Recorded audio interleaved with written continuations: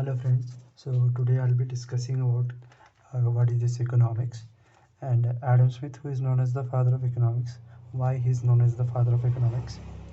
Also I'll be discussing about some other basic concepts. So let's get started with our discussion.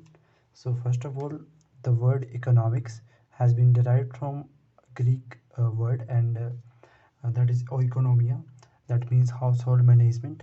So oikos means household, nomos means account management. So comprehensively we can say ki oikonomia means household management. Now economics, simplest definition of economics is it is the study of production, distribution and consumption of goods and services in a society. Or we can say ki economics is the study of productive activities in a society.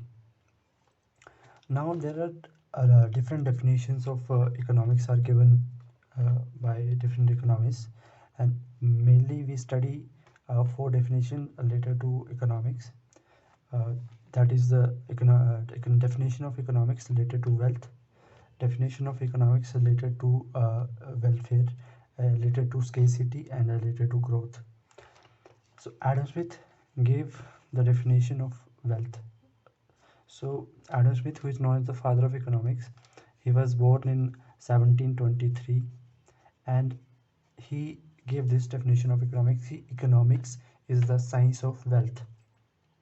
Now here wealth means goods and services. Goods and services. Now he wrote a book in 1776 that was called An Inquiry into the Nature and Causes of Wealth of a Nation. And after that the economics subject matter has been evolved. Now can we say economics is a science? Economics is a science? No, solely we can't say economics is a science. Rather we can say economics is a social science. Why I'm saying this economics is not solely a science but rather it is a social science? Because science is a rigid subject. Let's say if there is a particular problem, for that particular problem there is a particular formula we will apply and a particular outcome will be there in science. Means it is a rigid subject theoretically as well as practically. But in economics things are not rigid as rigid are there in science. So things are flexible in economics. So that is why we can say economics is a social science. Social science, it deals with human behavior. So the definition of economics, that is practically that is rigid but theoretically it is rigid but practically it is flexible. Why I'm saying the definitions in economics are theoretically rigid but practically it is flexible? Because let us take an example. Let us take a term that is called closed economy. Closed economy theoretically means no economic relations with the rest of the world.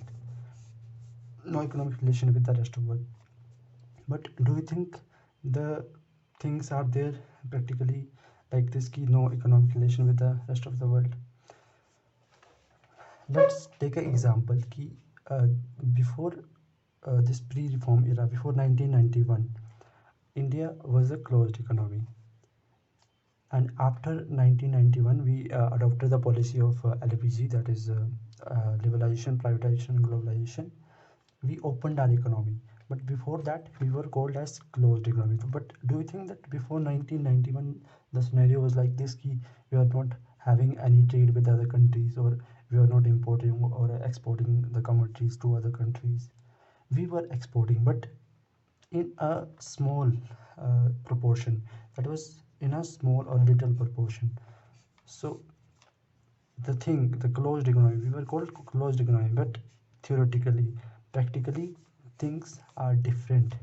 Means things are flexible. That is why economics, we can say, is a social science. It is a flexible subject, not as rigid as science. We can say there are areas where economics acts rigid, but most of the time economics is a flexible subject. outcome could be anything. You can't predict 100% ki this will be the particular outcome in economic subject. So that is why we can say economics is a social science. So theoretical definitions are rigid in economics but used in flexible manner. Now I will talk about Adam Smith, who is known as the father of economics. I'll I will tell you why he's known as the father of economics. Now, first of all, the question is that why he's known as the father of economics. My argument against it, key before Adam Smith, there were a lot of thinkers, lot of philosophers who wrote different theories, different philosophies, different thoughts on uh, economics, but why they are not known as the father of economics rather than this Adam Smith. So before Adam Smith, and if we talk about Indian context, Kautilya, uh, he wrote a book, very famous book, that is Arthashastra, in 350 BC. After that, in Vedas also there are economic theories are given. Economic thinking are there, and many scholars in Middle Ages like Thomas Aquinas or Scots, like there are many even Khaldun, like there were many philosophers in Middle Ages who gave the their philosophies that is related to economics. And also after that, mercantilist, um, they were like William Petty, and then Cantillon, and also uh, uh, Thomas Moon. Like there are many mercantilists also. After mercantilists, pre-classicals like Mandeville, and after that the physiocrats like Turgot and then Kuznets. So they were before this Adam Smith. Arthashastra was written in 350 BC, and this Adam Smith wrote a book that is an Inquiry into the Nature and Causes of Wealth of Nature in 1776. Arthashastra was written in 350 BC. So why we consider him as a father of economics rather than these people? We consider Adam Smith as the father of economics because these philosophies, these theories, these books were written, but they were not as such dedicated to subject called economics. In their times, in these times, there were no subject matter called economics. So Adam Smith wrote a book, and this was first systematically written book on economics called Subject. Second thing, why we call him as the father of economics, because he created a new subject matter. He created a new subject. He introduced a new subject that is called as economics. He created a new subject. Okay, and this book was dedicated to subject called economics. Their books, their theories, their philosophies were written. There was some economic policies, economic philosophies, but they were not directly, they were not dedicated to subject economics. They were dedicated to subjects like polity or statecrafts, but this book was dedicated to the subject that is economics. And Adam Smith, he separated the economic subject from mother subject philosophy. Philosophy is the mother of all subject. So he separated this subject from philosophy and introduced this new subject, created a new subject matter, and that is why we consider him as a father of economics rather than these people. Now, next thing is key, the main focus of economics,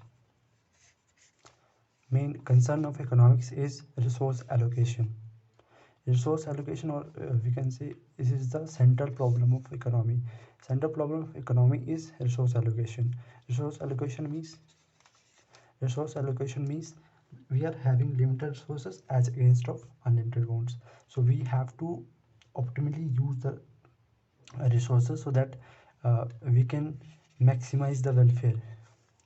Optimally use, optimization, our main focus is optimization.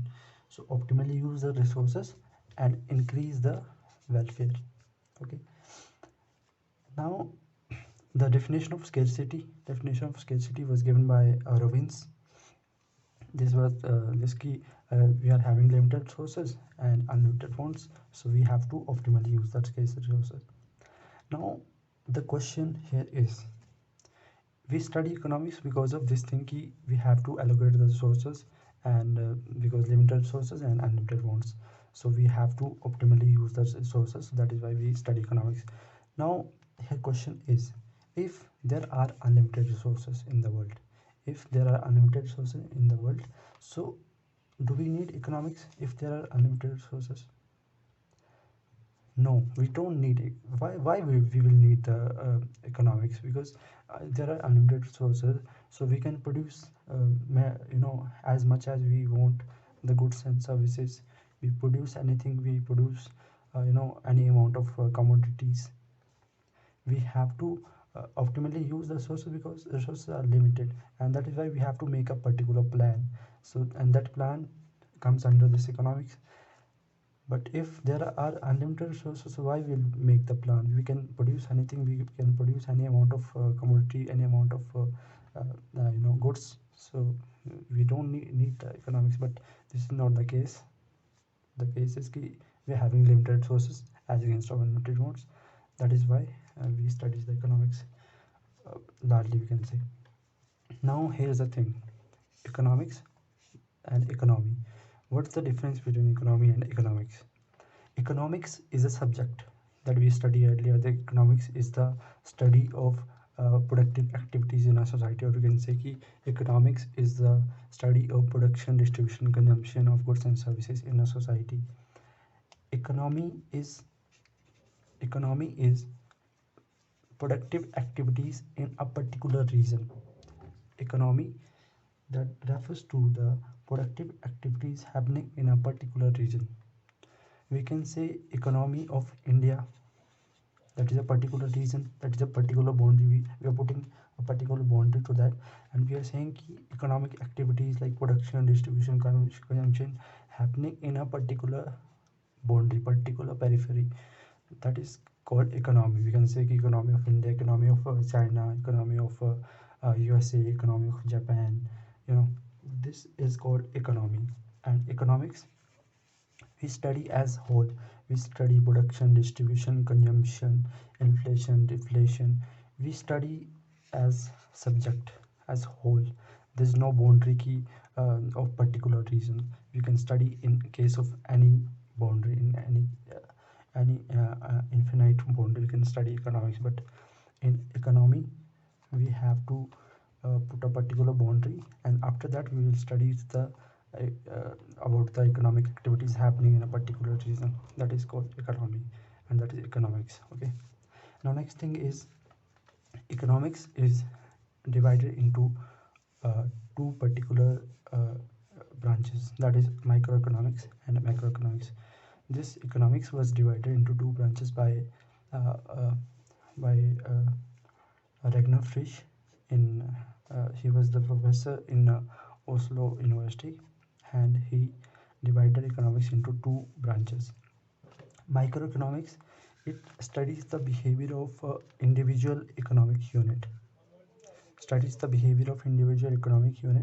and macroeconomics studies the economic system as a whole.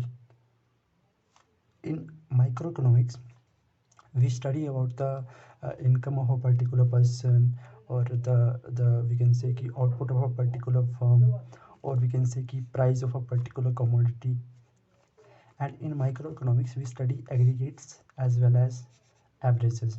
Aggregates like national income, that is the aggregate of income of all the persons in a particular nation, that is the aggregate. And GDP, output of a particular firm, output of goods and services that is produced during a counting year in a particular country, that is the aggregate. And price level, that is the average. So that is why microeconomics, individual economic unit, and macroeconomics, we studies the economic system as a whole. Micro means small, macro means large. Now I will discuss some basic concepts. That is, first of all, what is this economic growth mean? So economic growth, it is the process of increase in production of goods and services in a society, in a economy, over a long period of time. So increase in production of goods and services over a long period, or we can say कि persistent increase in real GDP or real per capita income is called economic growth. Or we can say increase in economic variables like real GDP, a real per capita income or national income. Quantitative increase is called economic growth. Now here I've used term real. What is real and what is this nominal? I will illustrate this with the help of one example. So here I have given the example. Let's say we are having in 2021 to 2022 we have produced quantity of 100 goods and the price was 10. So to get the GDP we will multiply this and we will get the 100 rupee. This is the GDP of 21 to 22, and this is the 22-23. Quantity is 110 and price is 11. So we will multiply and we will get this. Now what is the growth rate? What is the growth rate? So for getting this, what we will do, we will we will get the percentage 1210 minus this 1000 upon 1000 into 100. So we will get this 21%. So can we say it is the economic growth rate? It is the growth rate? No, it is just a quantitative increase, or you can say it is the nominal increase. It is just a value increase, because here 100 quantities, here 110 quantity, but price increased 10 to 11.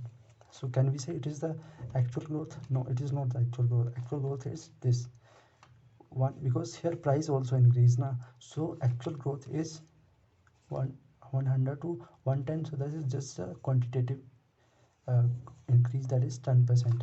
This is actual growth. Actual growth is this. This is nominal growth. Here inflation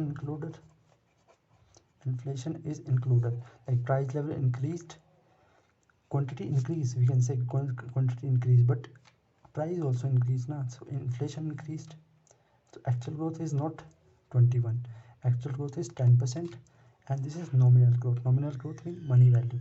Price increased, inflation increased, we added that also, so that is 21%. So this is nominal growth and this is a real growth rate. This is the actual growth rate.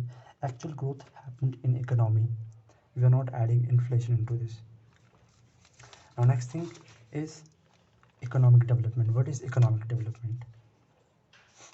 Economic development is the process of economic growth accompanied by improvement of people well-being, or we can say economic development is increase in economic growth plus increase in non-economic variables,